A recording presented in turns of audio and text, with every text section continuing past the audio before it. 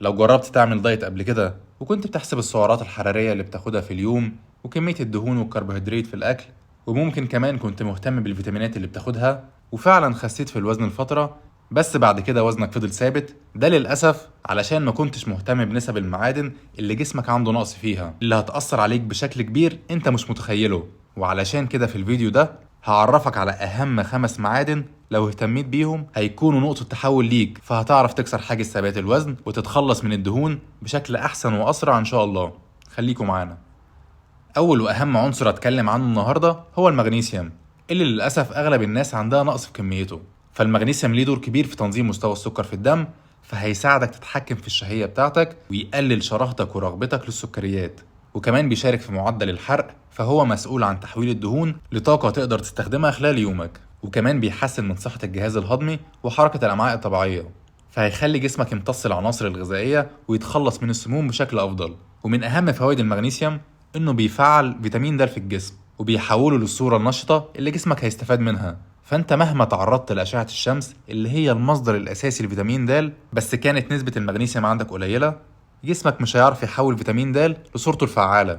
وفيتامين د مهم جدا ليك في عملية إنقاص الوزن، علشان هو بيقلل من تكوين الخلايا الدهنية في الجسم، والنسبة الطبيعية للمغنيسيوم في الدم اللي هتخليه يعمل كل الوظائف دي بشكل فعال بتكون من 1.7 ل 2.2 مللي جرام لكل ديسي لتر. فلو نسبته قليلة عندك، أنصحك تركز على الأكل اللي فيه مغنيسيوم بشكل كبير زي الأفوكادو والسبانخ والمكسرات، وكمان الأسماك زي السلمون والسردين.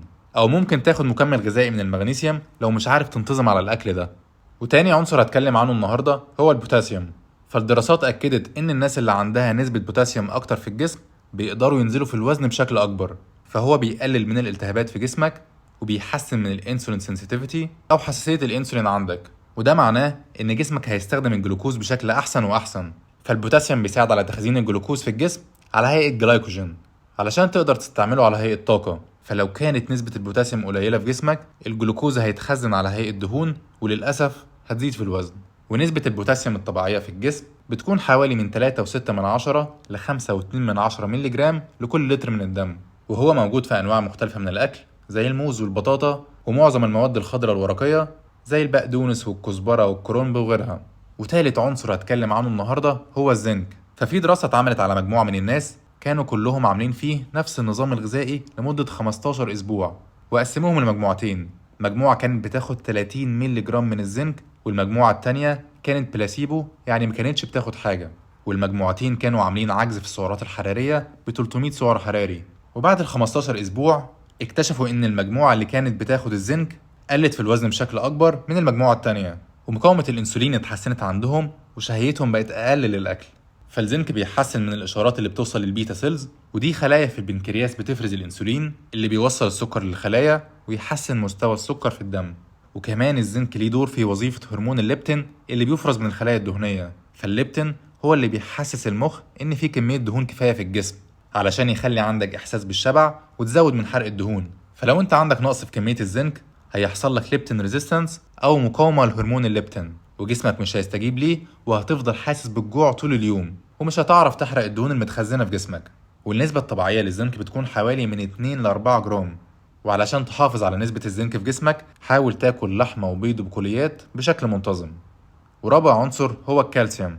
فالكالسيوم ليه دور كبير في تنظيم عملية تخزين الدهون، وكمان بيحفز تكسير الخلايا الدهنية وبيقلل من حجمها. فلو انت عندك نقص في الكالسيوم هيزيد من تراكم الخلايا الدهنية عندك.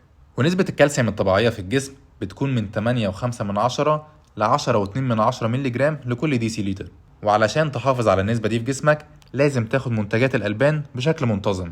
وخامس وآخر عنصر هو الحديد. فالدراسات أكدت إن ليه دور في علاج السمنة علشان هو بيساعد الميتوكوندريا اللي في الخلايا إنها تعمل بيتا أوكسيديشن وتستخدم الدهون بشكل أحسن. وكمان الحديد بيساعد في نقل الأكسجين في الجسم اللي برضه هيحسن من حرق الدهون عندك. ونسبة الحديد الطبيعية عند الرجال من 4.2 ل 5.5 جرام، وعند السيدات من 2.4 ل 3.5 جرام. فحاول تاكل اللحوم باستمرار علشان تحافظ على نسبة الحديد في جسمك. أنا كده خلصت، يا رب يكون كل واحد فيكم استفاد من الفيديو وطلع بمعلومة جديدة. ولو أنت حابب تعرف معلومات أكتر عن التغذية وتحسن من صحتك ما تنساش تعمل لايك وسبسكرايب علشان تتابع كل الفيديوهات الجديدة إن شاء الله. ولو لسه في أي حد عنده استفسار او عايزنا نتكلم عن موضوع معين يكتب في الكومنتات وانا هرد على كل الناس ان شاء الله. كان معاكم دكتور محمود العطار من فيت باي ساينس، شكرا ليكم.